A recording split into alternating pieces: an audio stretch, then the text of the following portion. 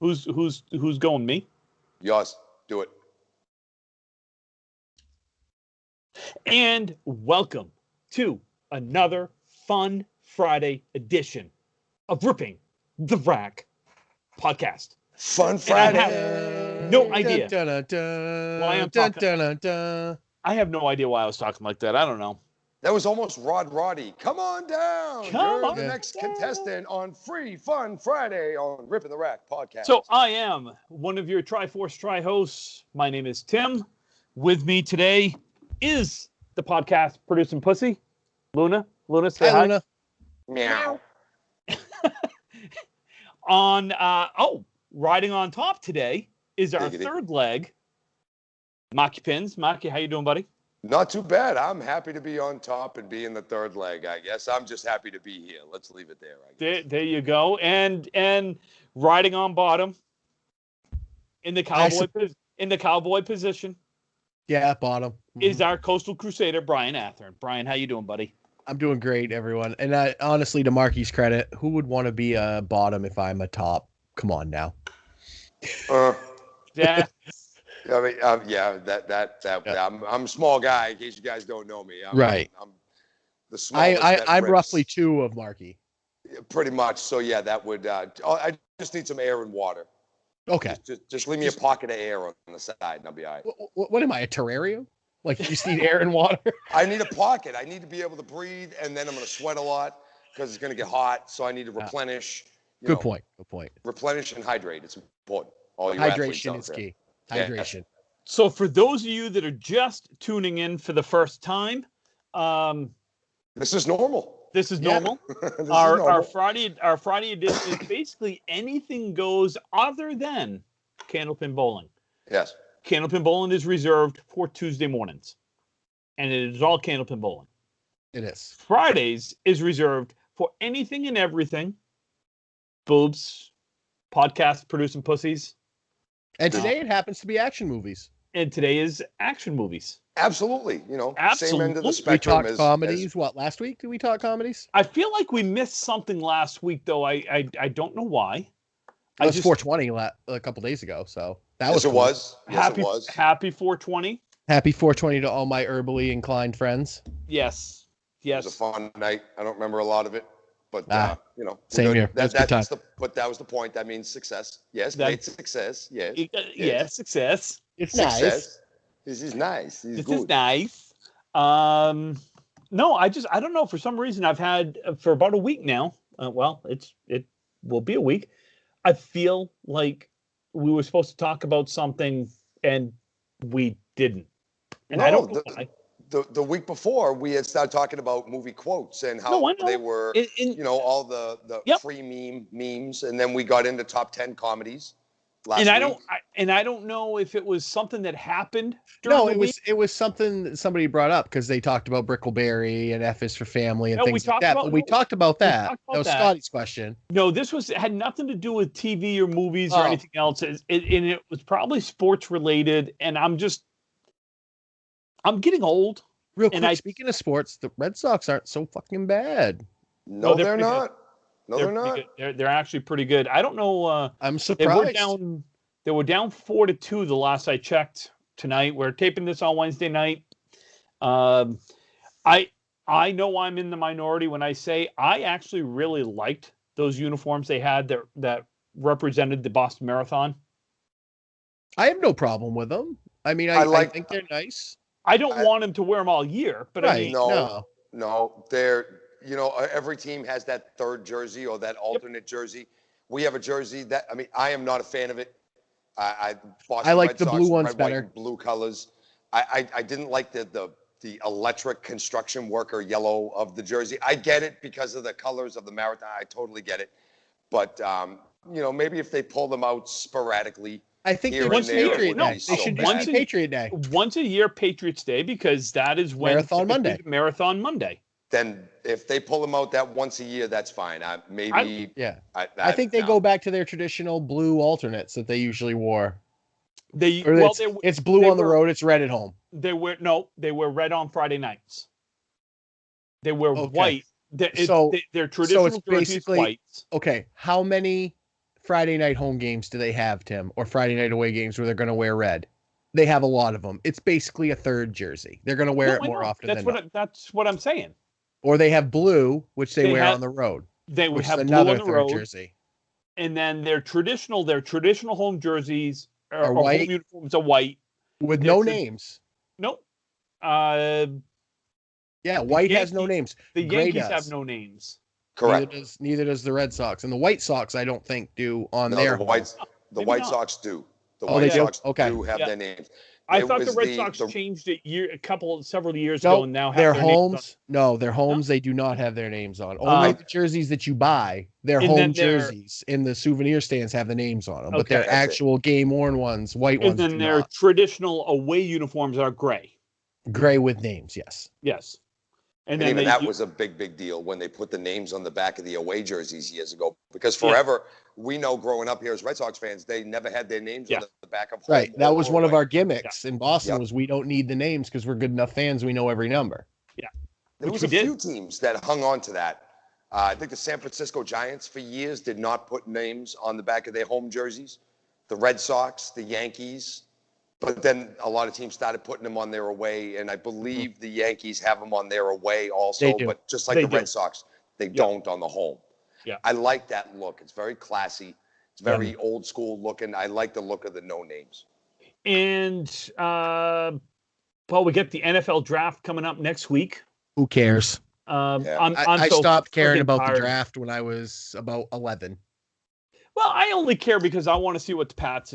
I always care what the Pats do. Well, I shouldn't say care. Oh, that's because you guys make good draft picks. I'm a Cowboys fan. I could give two fucks about the draft. We haven't really. Have you witnessed Bill Belichick doing a draft? Listen, you have 37 draft picks, out of which you'll keep 2, but you'll trade 32 of them away and get 4 Pro Bowlers out of it. In fact, Jerry Jones will draft 6 studs, and none of them will pan out. And Bill Belichick's going to draft a 5'2" white guy from the St. Mary's School of the Deaf and Blind, who's going to turn into a Pro Bowl wide receiver and slot receiver and special teams. And I don't know. I never said I was a Patriot hater. I am not a Patriot hater. I am a Brady hater. You're a Brady hater because, he's just the greatest of all time. He's pretty damn good. You can admit that he is the greatest of all time because you said if he won the Super Bowl this year, you would admit it. So I want to hear it right now on this podcast. He is the greatest of all time. Thank you. Along with Joe Montana. He is my argument whenever anybody says Tom Brady is the greatest of all time. Tom Brady's got 7 rings? And Montana's got 3? 4. Yeah. 4? How many losses does Joe Montana have in the Super Bowl? None. How many does Tom Brady have? 3. How many losses does that actually means that Tom Brady has made it. Oh wait, here's my favorite stat though. Did Joe Montana ever lose an undefeated season in the Super Bowl? No, but Tom Brady didn't. The defense did. Boom. Oh, I'm sorry. That's why Tom Brady didn't make it to the Super Bowl. The Patriots did. Hold on. Who had the ball in their hand to end the game? To end the game? Tom Brady. What does Tom Brady do better than anybody else, arguably, in the history of the sport? Win football games. In the last drive? On the last drive. Yeah. Looked at everybody has their kryptonite, and The Giants. The Giants were Tom Brady's kryptonite. I mean, the first year he had gap-toothed Michael Strahan chasing him down. Yep. The second time they played him, they had this guy playing DN with no fingers chasing him down, trying to stump him to death because fireworks are cool, kids. This is what Jason Pierre looks like because of fireworks. The dude had a $6.5 million contract a year to tackle people. Your hands are important parts of that. I played defensive line. And he blows off 3 of his fingers playing with fucking fireworks. Yeah. You make $6.5 million a year. Some other person could blow their fingers off for your amusement. You could pay somebody 10 grand to blow 3 fingers off if you wanted to. Like, protect your body when you do things, you know. Yeah.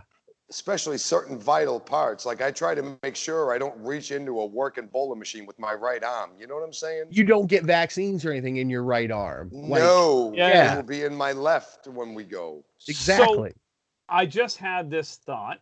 So this week we're going to do our top 10 action movies. Now, this is not the top 10 actual action movies. This is our own individual They are very personal favorite action movies. Next week, let's do another top 10 list. Huh? Pornos. Yes. Can we do a top 30? If that's the case, can we do a top 30? I don't know. I've only seen about 3.5 minutes of every one. I was going to say. That's okay. That's fine. And somebody just screamed bullshit at 3.5 minutes. Yeah, no shit. 3.5 minutes, you're overachieving. No, you get my age and you go 5 minutes now. Well, the half of that's never mind. You get to Tim's age and you start going back to the newspaper. You don't even. No, it's the little blue pill. I don't need the little blue pill. Thank God for that. Attaboy. Let's do top 10, our own top 10 comedians. Comedians? Yep. Okay.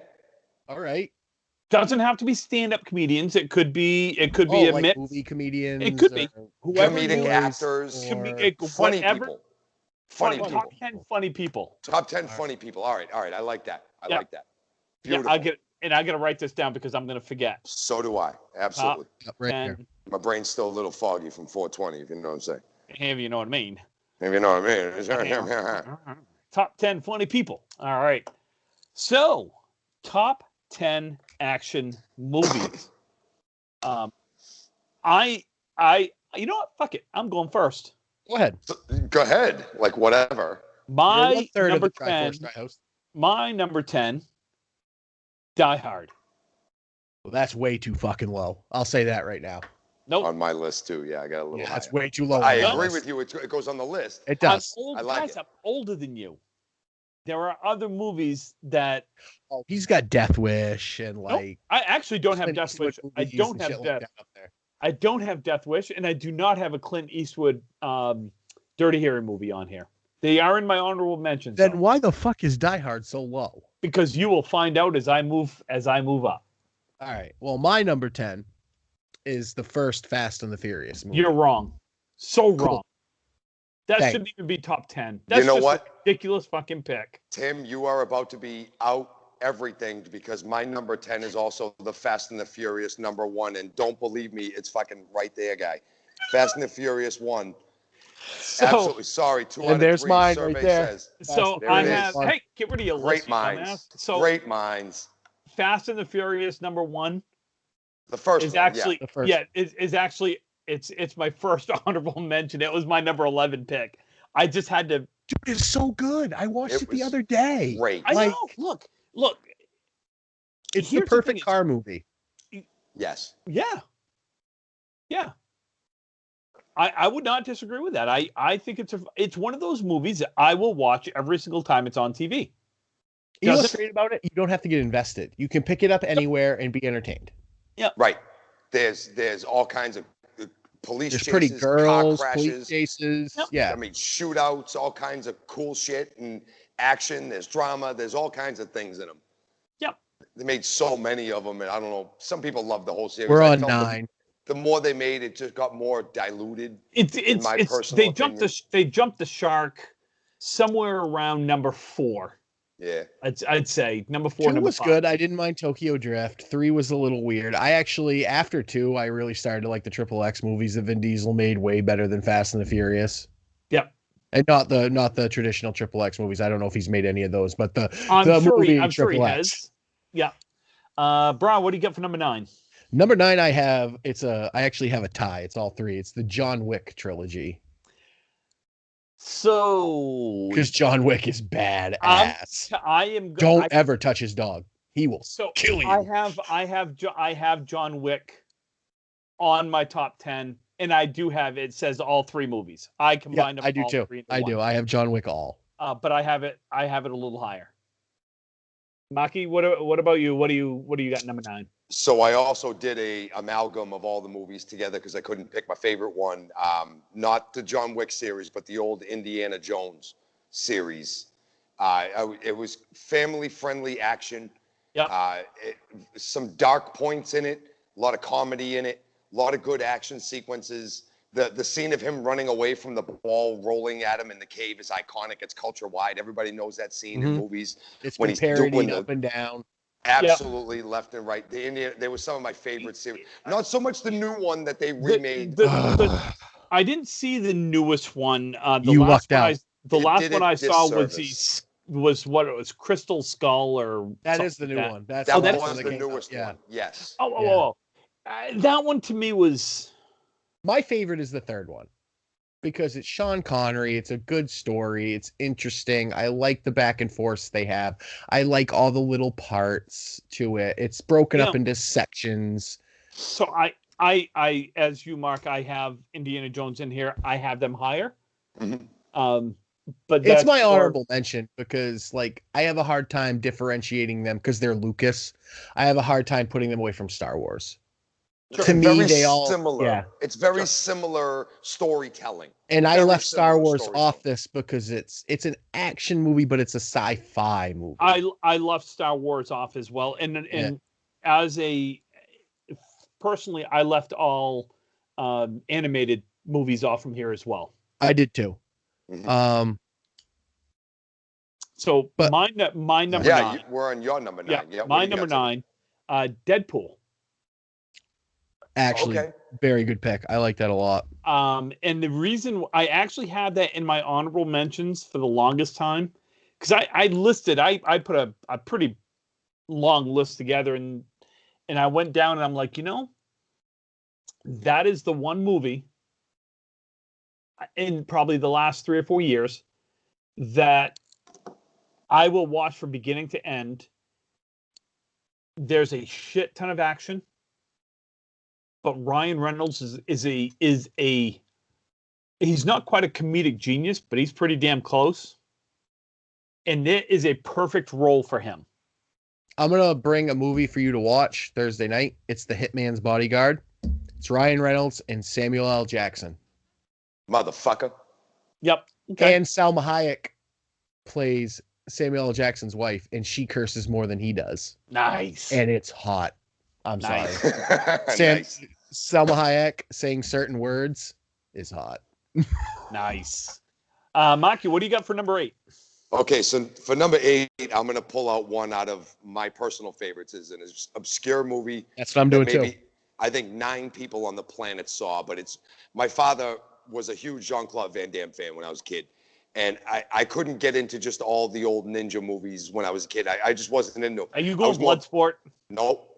Okay. I was more of a sci-fi geek. I didn't have a lot of friends when I was a kid. I fell into the world of Star Trek and all time travel movies and stuff. I'm a Star Wars guy, so I feel you. You know what I'm saying? Number 8 was my favorite Jean-Claude Van Damme movie, and it was honestly terrible, unless you like the sci-fi element. It was called Time Cop. Yes! I've seen Time Cop.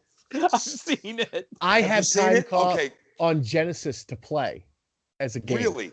Yes. I never knew they made a game for it. It was very, very cool. This agency makes the first ever time travel device, and this government agency makes it. And of course, they made it for absolutely no good. So the bad guys take it, go back in time, try to kill the good guys, so the bad guy can be the president. And it's a completely foolish early '90s shoot 'em up action with a little sci-fi to get the nerds involved. But I could watch it 1,000 times and be entertained every single time. Yeah. Very obscure, very personal pick. That's all that was. Brian, what do you got? I went obscure and personal as well. I don't know how many people have seen this, but I went with a movie that is Sylvester Stallone and Wesley Snipes, and it's called Demolition Man. Yes, that was such a good movie. Fucking love Demolition Man. My God, what a great movie! Favorite movie. Yes, one of them at least, and because Sylvester Stallone is pretty fucking funny in it. Sandra Bullock is really good in it. Yep. Dennis Leary is in it, which makes any movie great. I'm sorry, I love Dennis Leary. Yes, it does. And Wesley Snipes plays the perfect pompous prick. Yes. As Miles Dyson. Yep. He really does. And the whole thing, that's where, I'm sorry, I know it probably came from rap music before, but culturally in movies, that's where 187 came in. Because there's a scene and it keeps going 187, 187. And so they're still like, what is that? And it says murder, death, kill. MDK. And that's what it is. It's the homicide code. That's what they called it. Murder, death, kill. 187 is a homicide code in LA, in Compton. And that's what they took. And that's what popularized it. Because then you started hearing everyone say, I'm going to do 187. In the Snoop Dogg song, 187 on the motherfucker, right? Yeah. Right. Hey, that was before that it came, but they like, and it's just the 3 seashells thing was really funny for those that know it. Rob Schneider plays in it. Rob Schneider's in it, and the way they give 5, where they're like, yeah, and they go like this, yeah. I just love it.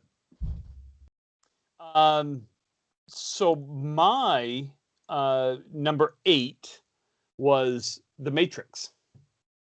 I went with that as well. I went with Keanu Reeves. Again, and I did go with the trilogy. Even though I will say the first one to me is still the best. 100%, I agree.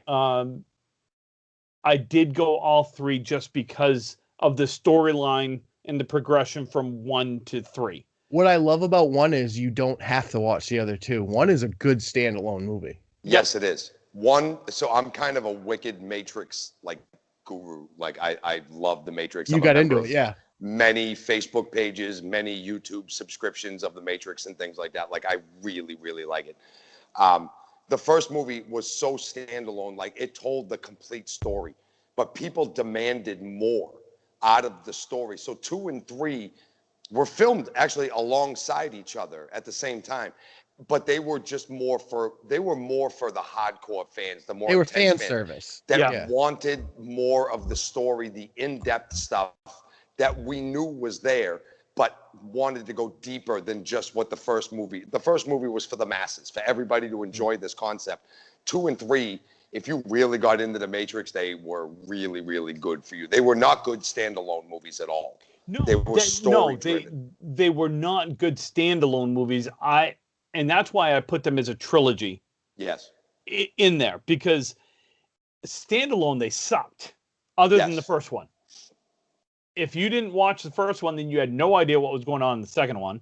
Mm-hmm. And if you didn't watch the first 2, you had no idea what was going on with the third one. Mm-hmm. But if you watched the first one and then watched the second one and then watched the third one, you knew what was happening. You could follow along.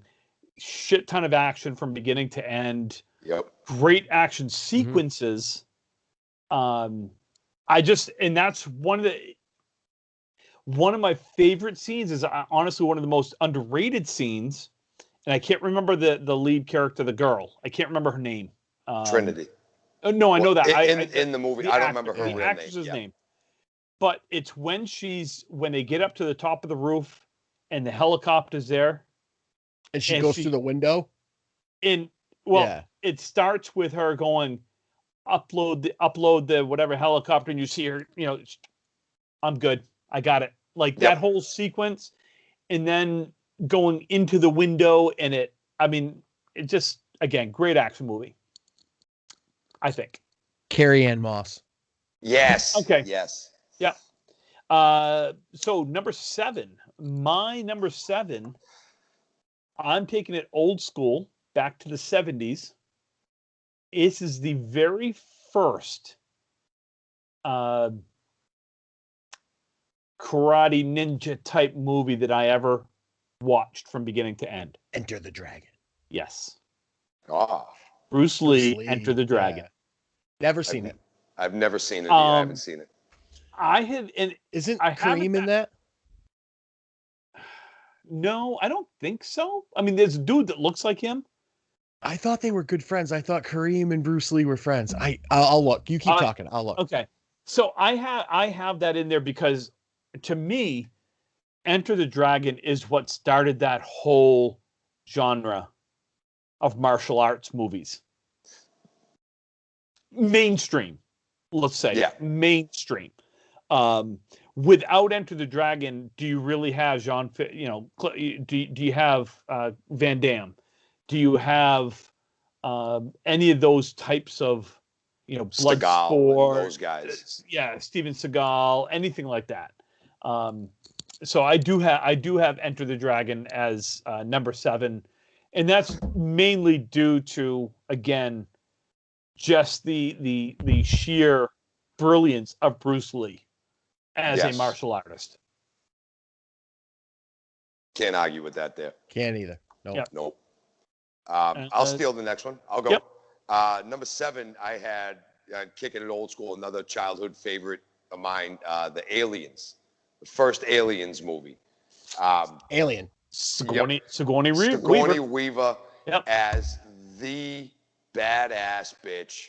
Ridley. Going around, taking no garbage from anybody, shooting up aliens. It was a good, just horror, alien, deep space movie at a time when is there anything scarier than that big queen xenomorph? No. With the little head that comes out of her mouth? Nope. Right as Sigourney's on the side like this, and the thing's just drooling out of her mouth, and it's gonna eat her. It's just, it gave me nightmares when I was a kid, and now I'm an adult, and I can look back and not even look at it and be like, oh, this is cheesy. It's fun. The hell with all that. Just watch it, imagine it was back then, and imagine having the crap scared out of you, or seeing what they were doing with 80s special effects. It's just not, I'm not even gonna say it's underrated, because it's really not. But I don't think it holds as big of a place in the sci-fi genre as it maybe should. But I was a huge fan of the Aliens. Yeah, movies. no, they're good. Love them. My number 7, I went back to the 80s as well, and I picked Predator. Just the first one. Oh, there you go. Yep. Because I really like the first one. I mean, you got Well, you got Arnold, the Predator, who's badass. You got Carl Weathers. Jesse the Body. Yes. Is in the first one, who has arguably the best line. When Arnold Schwarzenegger's like, I don't have time to bleed. And he goes, you got time to duck? And he just lights up the whole forest behind him with that giant Gatling gun. Yep. But yeah, 7. I just thought Predator is timeless. It's the way I look at things is something that is timeless is parodied a lot by other people. And a lot of people have done Predator stuff. Yes. I mean, it's a whole genre. It still holds true today. You look at the Predator game they just released, which is a pretty cool multiplayer game. It's a 6-person game where one person is the Predator and the other 5 are commandos. And you play against each other. But there's still a game that is set in the same jungle in the same time period today on PS4, and all the other ones is Predator, the movie. Right. 35, 40 years later, it's still a part of culture. Yeah.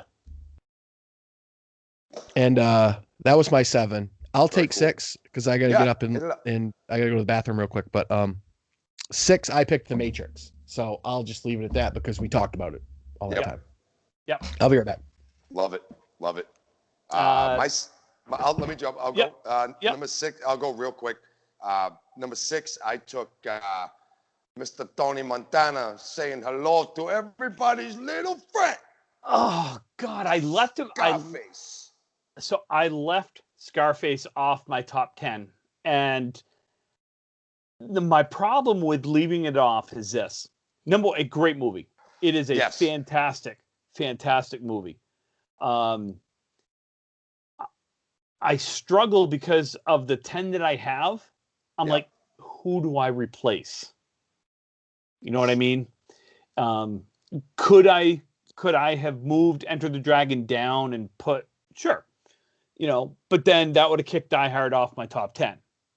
Right, and you shouldn't do that. Right. So, go ahead. Keep going. It's like Brian was just talking about. It's one of those movies that to this day people can still quote.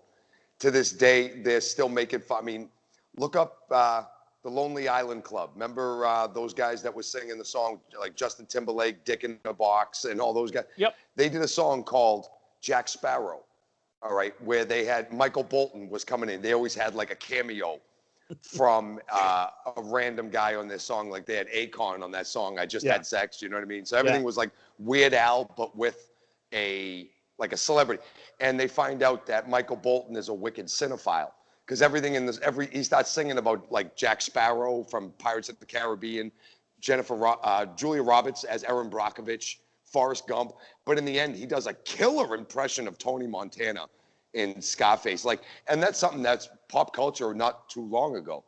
This is like everybody knows the movie. It's hard for them to show it on TV because on TV, if you show it censored, the movie's 16 minutes long.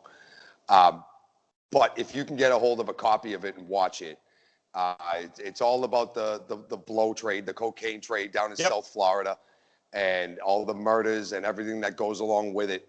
It's just a timeless action movie. So many guns, so much blood. And I'm not really into like the guns and everybody shooting up and dying and stuff. But as far as an action movie goes, this ticks literally every single box. Oh God, yeah. Every box. Yeah, no.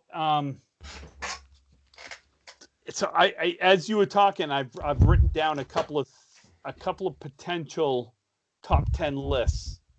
Just so B knows, I picked Scarface at number 6. Oh. Yeah. Quotable movie. First you get the money, then you get the power, then you get the Yep.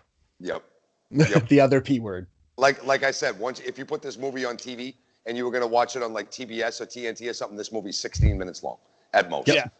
Yeah. My number 6 is a more recent movie. Unfortunately, the lead actor just passed away recently due to cancer. Black Panther. Good movie. Didn't see any of the superhero movies that have come out recently at all. So I will tell you, I am not a huge superhero type movie. Like, I never really get into Supermans. I never really get into Batmans or the Spider-Mans. I mean, I've seen some of them, obviously. This movie to me, and I actually have 2 kind of superhero movies in my top 10. This one at number 6 to me, for a couple of reasons. And look, I'm not a huge social, I don't know the word I want to use. You're not a social justice warrior. I'm not.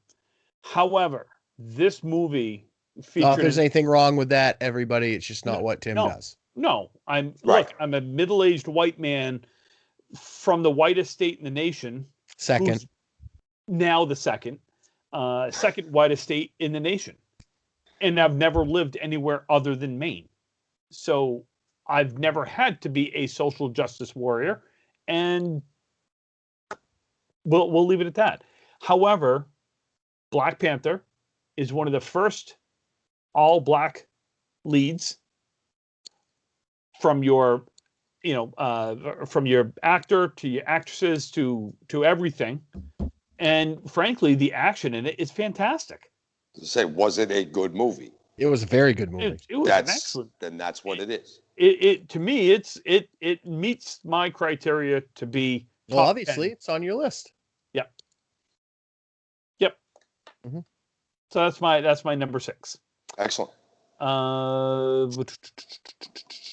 what do you got for number 5? Number 5 is where I have Die Hard, the best Christmas movie of all time.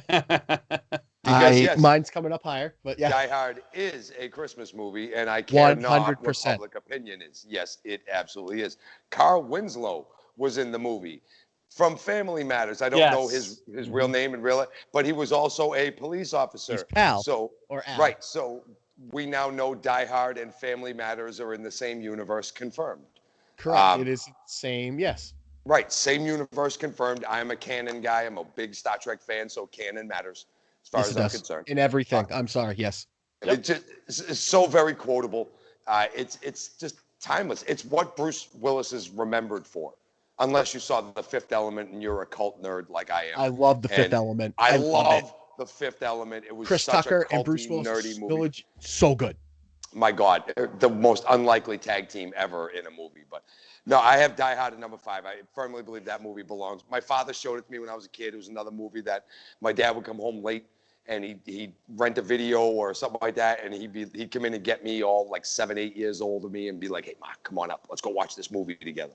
And I'd sit down and he'd let me watch Die Hard at like 11 o'clock at night, being like 8 years old. Like, yep. Dad, thank you. Wherever you are, I love you right now. But yeah, I have Die Hard at number 5. Mm-hmm. Brian, what do you got at number 5? My number 5 is another personal favorite of mine. It wasn't a very big movie, but it was directed by one Jerry Bruckheimer. It has Nicolas Cage in it, as well as Sean Connery, and it is called The Rock. The Rock. What a good fucking movie. Fucking love The Rock. I was like Mark. I got to go see it in the theaters. I cannot believe I didn't put that on my list. The whole thing with the strains of sarin gas and the little balls and the missiles, and Ed Harris is the bad guy. When is Ed Harris the bad guy? Like, it's so good. There's so many quotable lines. Sean Connery is so good in it. Like, it's just, if you haven't seen The Rock, watch it. It's a definition of a mid-90s, not much plot, whole bunch of action. Yeah. But if you can find the story that's in it, it's really, really fucking cool movie. Yeah. My next movie is the same thing. It's the same way. I can't argue. I can't argue that as an action flick. I can't. Great movie. It's yes. My number 5 is one of my all-time favorite gangster movies as well. Boys in the Hood. No. Goodfellas. Oh, Goodfellas. Goodfellas is my all-time favorite movie of all time, and I left it off this list because I don't consider it an action movie. I went back and forth on if I would consider this an action. Number one, to me, this is a drama. This is an action movie, and this is call it a mobster movie, gangster movie, whatever you want to call it.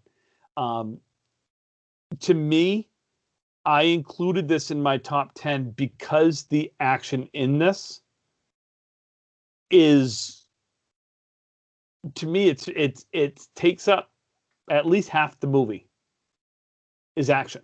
It's one of the most different kind of action. Yeah, it is. It's. But I'm not going to say it's subtle. But we never defined action movies.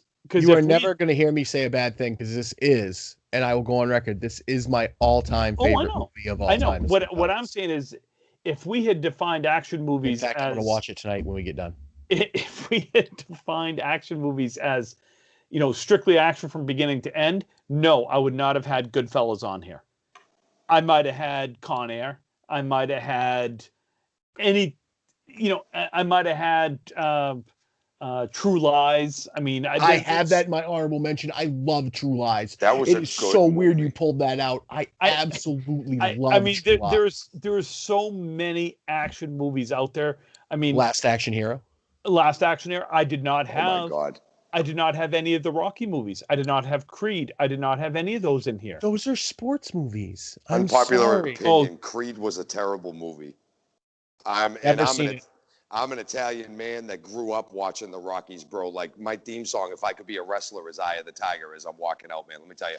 And I just remembered what I sent you guys earlier this week. I was not a huge fan of the Creed movie. I thought they went too far away from it, and the storyline to me wasn't. Rocky 5 is awful. Rocky Balboa is okay. 4 is the greatest Rocky movie of all time. I agree. 5 was not all that great. Balboa was the perfect way to send Rocky off into the sunset, and it should have ended. It should have ended. It should have been over at Rocky Balboa. 4, 2, 3, 1, 5. 4, 1, 3, 2 Balboa, and 5 is not even on my list. I hate that movie. Yeah, it's garbage.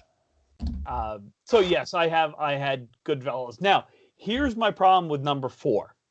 Okay. And I have 3 movies that I literally could not pick to go in this spot. Are they even related? Yes. Okay. They're all 3. Well, they're not part of a series. They're all the same movie, just different. A little bit redone. Well, spit it out and let's talk about it. Platoon, Full Metal Jacket, Apocalypse Now. That's 3 separate movies. I know, but it's all the same genre. It's all Vietnam. It's all the Vietnam War, but it's all Platoon, Full Metal Jacket. What was the third one? Apocalypse Now.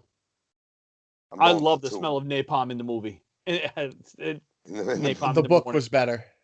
I would lean. I am going to lean. The Apocalypse Now. Apocalypse Now is based on Heart of Darkness.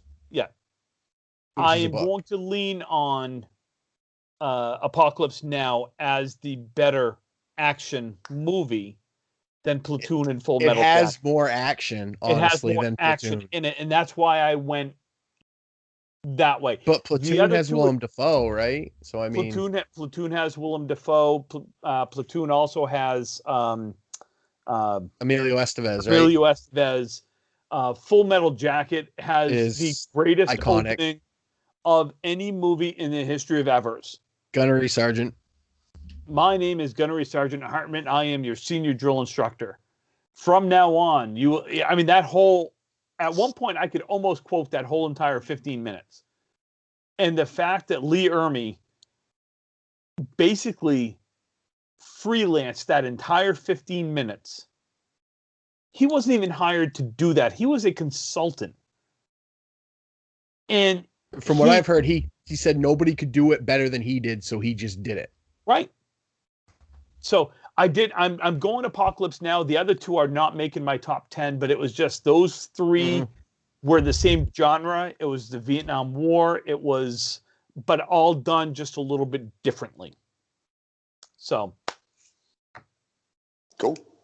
My number 4 is another B action movie, as some people would call it.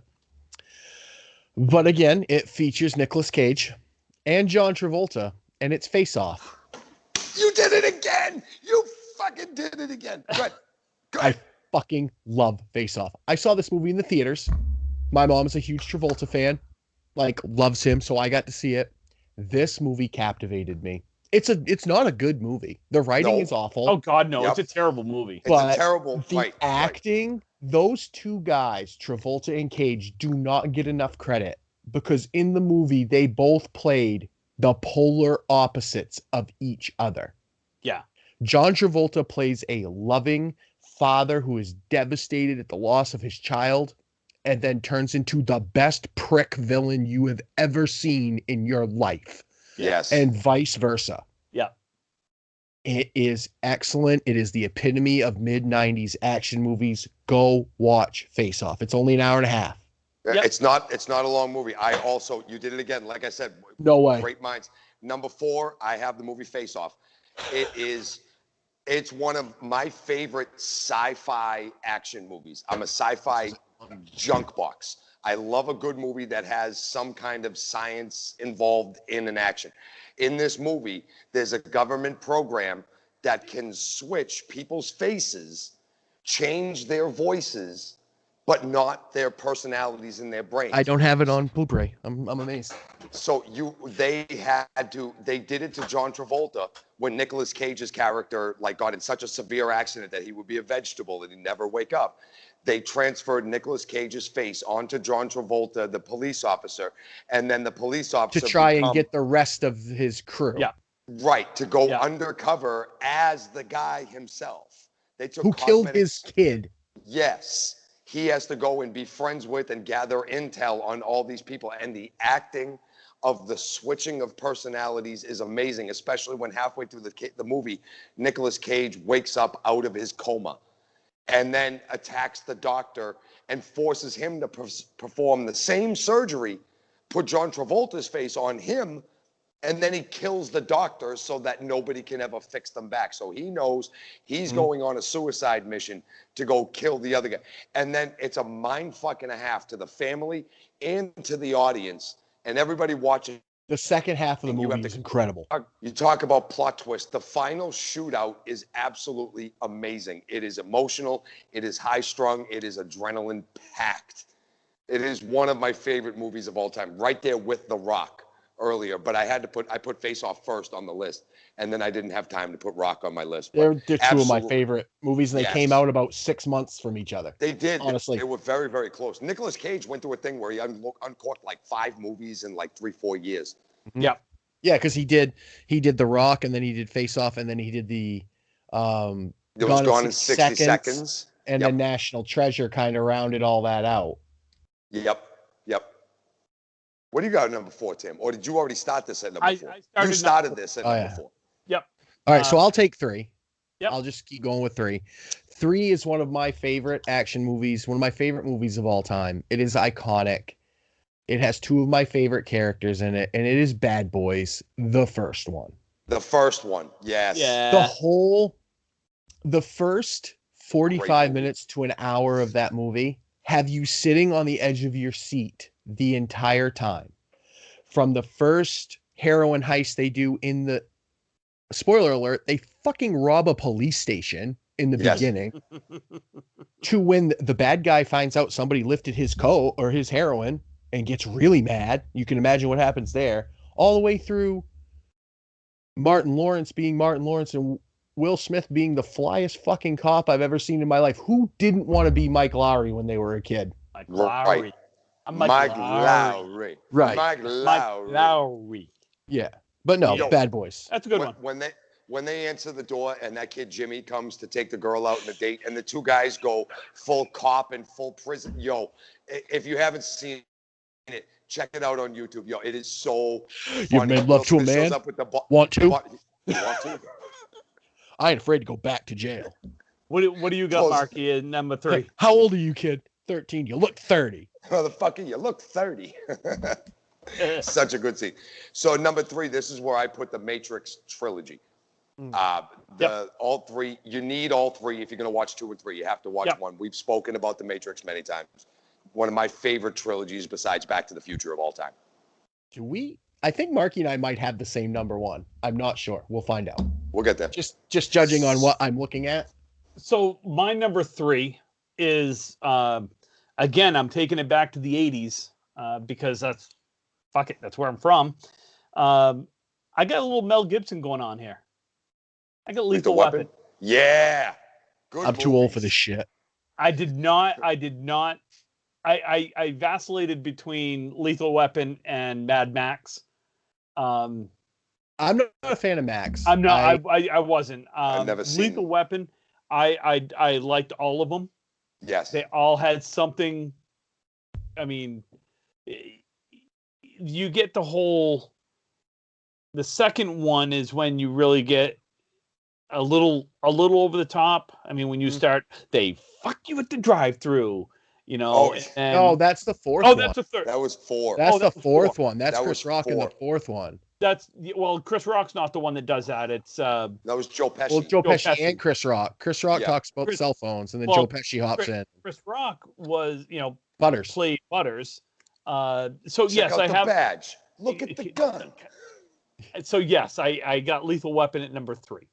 Or when they do the laughing gas in 4 with the dentist, the Chinese dentist. Yes. Yeah. Such good movies. It really is.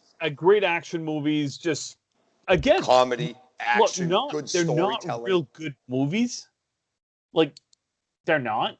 It's the actors made them. Danny weird Glover thing. And Mel Gibson I don't know if I like good movies. I think I kind of like just shitty movies. Like I don't watch the Cider House Rules every day. No. But John Wick every day. Give me good action. You give me good actors that know what they're doing and they can make lemonade out of lemons. And Lethal Weapon's a prime example. I don't know if you get that timing. I do not. Glover and Mel Gibson had. I will tell you what the one movie I don't have on this list that is Schindler's List. I didn't put it on this list. Man, if you ever want to feel good about yourself, don't watch that movie. That is such a good movie, though. It really is, but it makes you feel terrible. Marky, what do you got at number 2? Number 2 is probably one of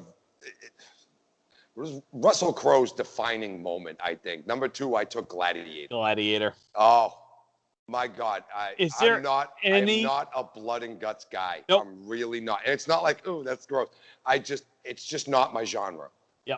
But that movie is something else.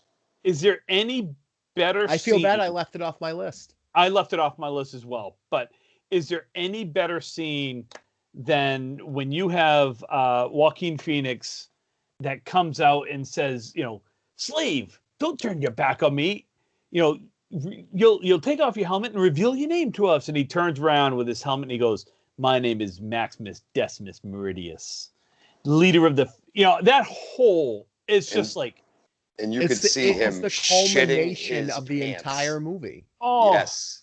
He was one of the kings, one of the he was the general of the Caesar's army, yes. right?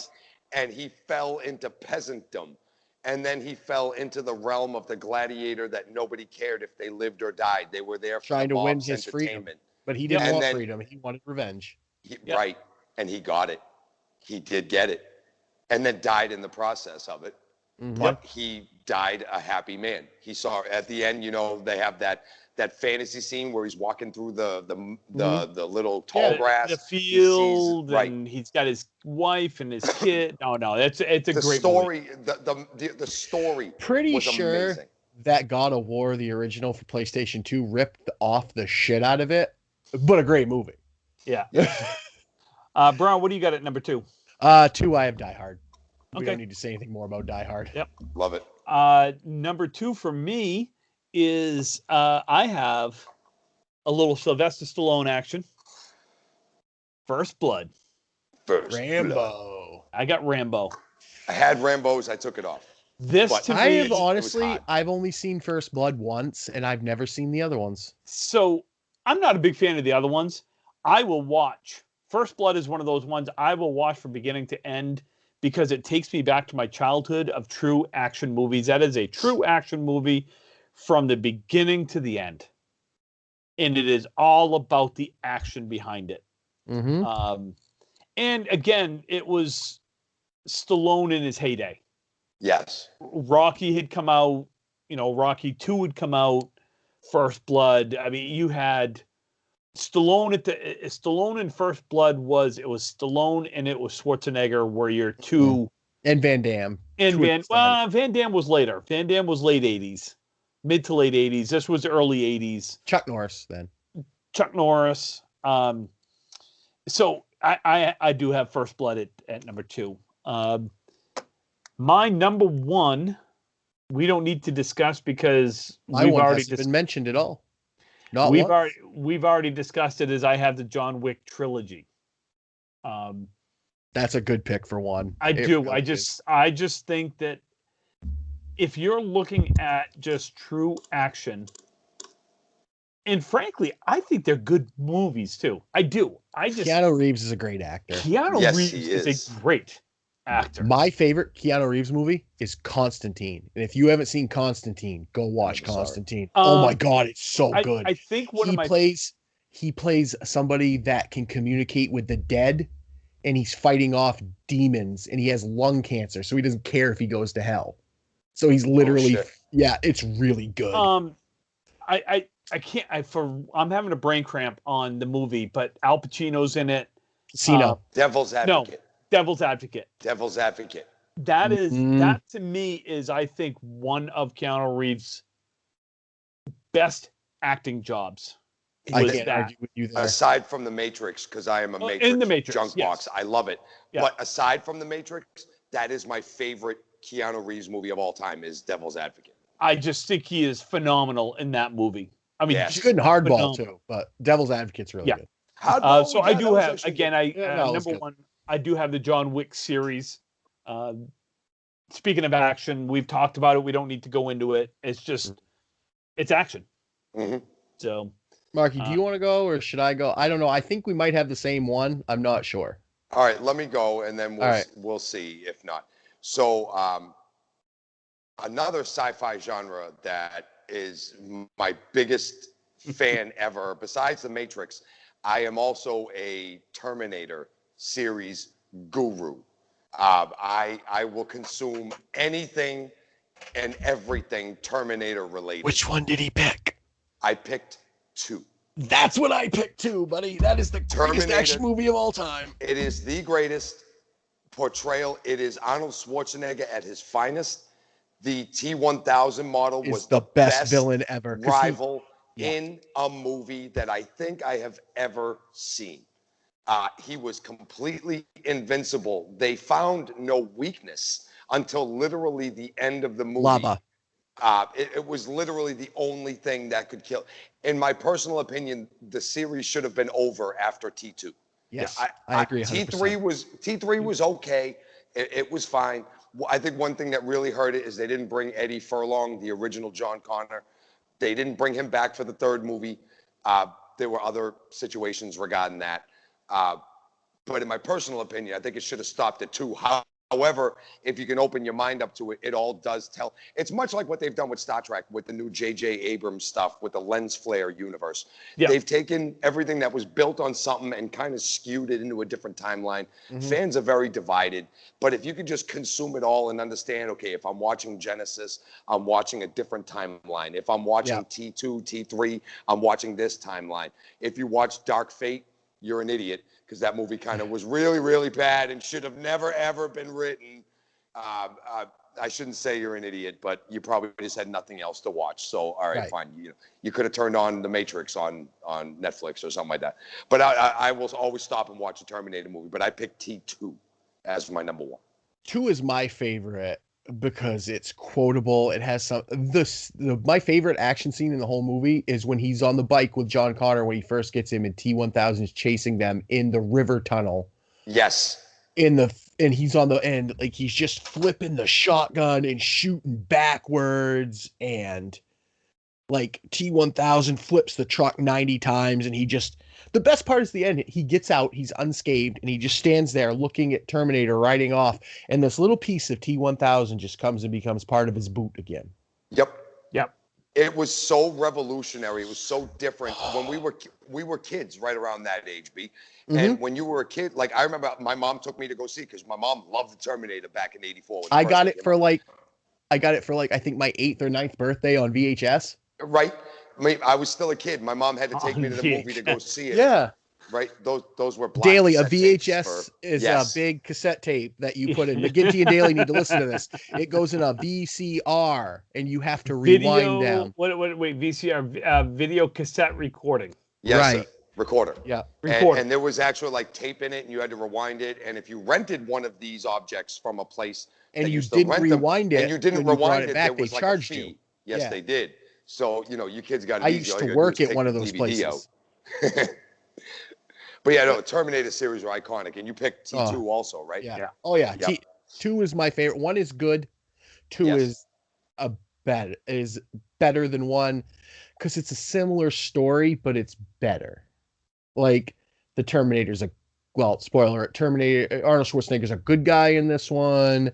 And Sarah Connor is the epitome of badass female in this movie. Yes. She's the combat boots and the black tech pants and the black tank top, and she's got this giant M16 and she's carving shit in the table, and she is badass. Well, think about it. She was trying to warn people about this future that was coming after Kyle Reese died in the first one, and after the first Terminator, died in the first one when she crushed him in the compressor thing. After all that, with all that evidence, she was trying to warn people that this was a thing, and they thought she was crazy. They threw her in an insane asylum. Yeah. And all she's going to do, she is a crazy woman that was trained to fight, learned how to fight, and then they locked her up.